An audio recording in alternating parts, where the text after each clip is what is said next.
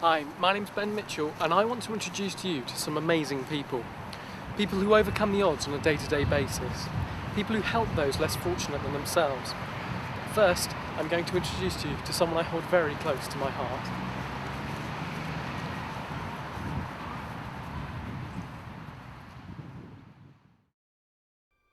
As you look around this room, you'd be forgiven for thinking it is that of a typical teenaged girl. There's the usual girly DVD collection, posters of top boy bands and movie hunks.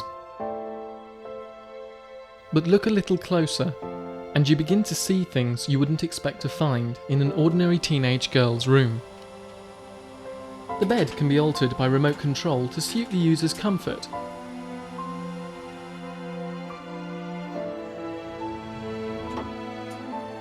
There is a device on the ceiling for lifting people in and out of bed.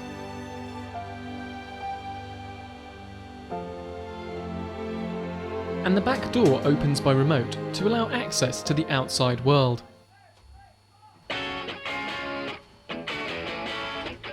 This is Gemma Mitchell, my sister, and this is her bedroom.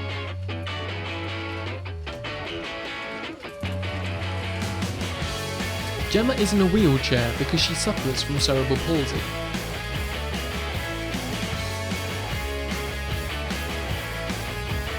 She is going to introduce us to her unique lifestyle.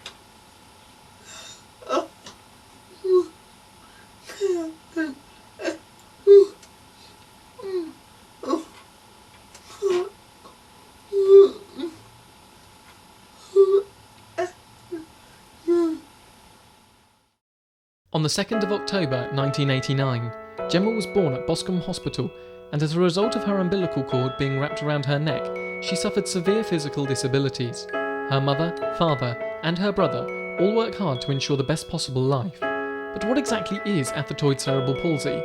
I caught up with a doctor to find out more. What seems to cause most cases of cerebral palsy is some form of brain damage around the time of birth.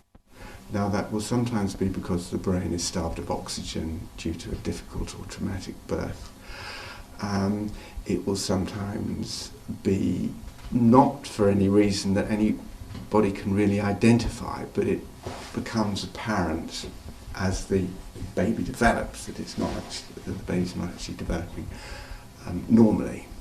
Athetoid, the term athetoid, relates to the movement disorder that these children get, or indeed you can have problems causing athetoid movement disorders in adults. And the movement disorders, the movement problem of somebody who has something causing an athetoid disorder, the movements are sort of sinuous and they can't move in a normal way.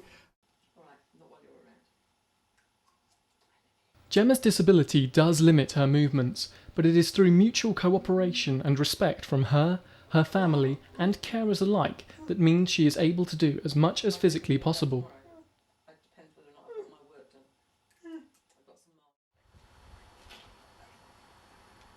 In spite of all the hard work that goes into helping Gemma, there are difficulties along the way, and as you can see here, loading her into the car for a simple short journey takes precision and care. But Gemma leads an incredibly active lifestyle, and the effort taken by our mum, dad, and me is a small price to pay to ensure that she gets just the same opportunities as anybody else.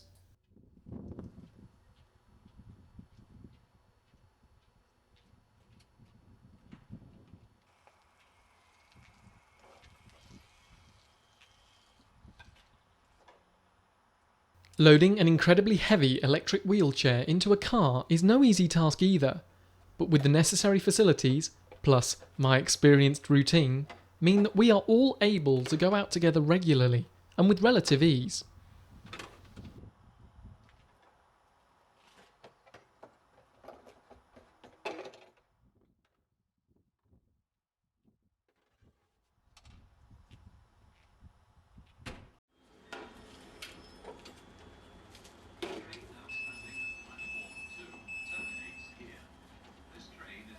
When Gemma needs to take public transport, it isn't a simple case of buying a ticket and hopping on the train.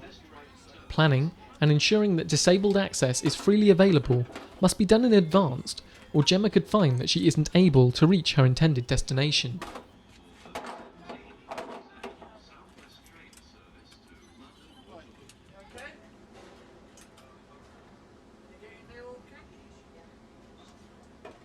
With the help of willing and friendly staff, Gemma regularly travels by rail, but this doesn't stop her from sometimes making small mistakes whilst driving her electric wheelchair.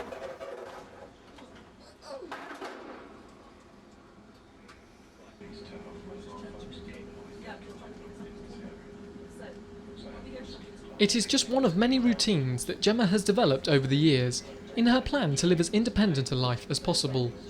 And today, she is going to do one of her favourite activities: shopping.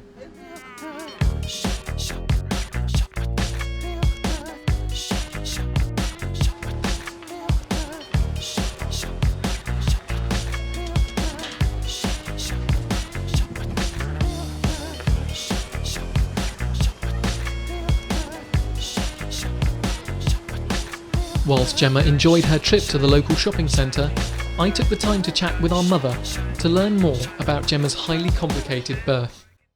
Well, Gemma was about a week overdue, so they took me into hospital to induce her, and everything basically was going quite slowly to begin with. But at 6 o'clock in the evening, everything suddenly speeded up. My contractions became very strong, and they rushed me into the delivery. And Gemma was basically under a lot of pressure. At 8:20, she went into severe distress, and they knew that there was something very wrong. I was obviously very concerned, and all I could do really was just push as hard as I could to try and get her out as quickly as possible, because it wasn't possible to do a caesarean. They did do a quadruple episiotomy, which means they cut me 4 times so that Gemma's head could be delivered more quickly. Up until that point, we had no idea there was a possibility, because everything had been normal. The scans were normal, there was no genetic problem whatsoever. It was just the delivery that caused the problem. She had the umbilical cord wrapped around her neck twice and basically strangled as she was being born. When she was born, it was very obvious there were 5 people around her trying to get her to breathe. And so your father and I just stood there holding each other's hands, not saying a word. We didn't want to disturb what was going on, because we didn't want to stop any of the nurses or the doctors from reviving Gemma. We had an idea that she might be disabled, because we were told at the time of her birth it was a possibility. But it wasn't until she was about 5 months old that she was clearly missing the normal benchmarks that you expect a child to reach. So she wasn't sitting up, she wasn't able to crawl, and at that point it became easier for the diagnosis to be made that she was suffering from cerebral palsy. This got me thinking about how upsetting a disability can be, and how it can affect absolutely anybody. In February 2009, Conservative leader David Cameron's son, Ivan, died after just 6 years of suffering an incredibly severe form of cerebral palsy and epilepsy. Ivan's 6 years of life were not easy ones. His parents lived with the knowledge for a long time that he could die young, but this has made their loss no less heartbreaking. Ivan, their son, suffered much in his short life, but he brought joy and love to those around him. And as David himself has said in the past, for him and Samantha, he will always be their beautiful boy. It covers quite a wide spectrum of disability. There is mild cerebral palsy, where the individual's essentially normal, except they might have a weak arm or a weak leg, or often it's weak legs actually. And then there is the very severe end of the spectrum where the individual's extremely disabled and bedbound and really dependent on complete care. I spoke to Gemma to find out what got her down the most about her disability.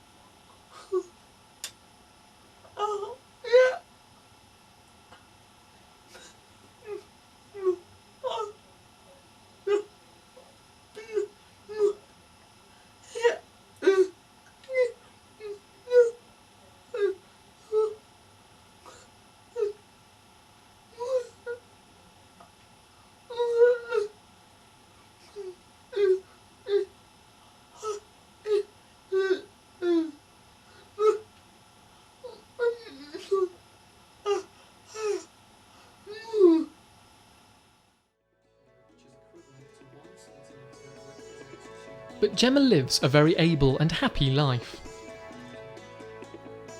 She enjoys college and is studying for her qualifications.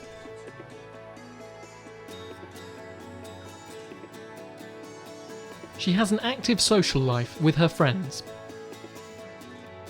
She takes every opportunity, including kayaking and other sports. She is a caring and loving aunt to her young niece. And she regularly beats up her brother. But one thing she is really proud of is completing her Duke of Edinburgh award. So at the start line is Gemma Mitchell and Roxanne Steele. On your marks, get set, go! Oh, and it was nearly a full start by Gemma Mitchell. She's taken the lead. Roxanne Steele's close behind her. They're coming up to a bend. Oh, and Gemma did a sneaky move in front. She can't get past her. She's trying her hardest. Oh, there's a bit of a position in front of Gemma now. She's taking the lead. They're on their way up. Comes Gemma. She's lost her footing. So, after so many achievements, what does Gemma see for herself in the future?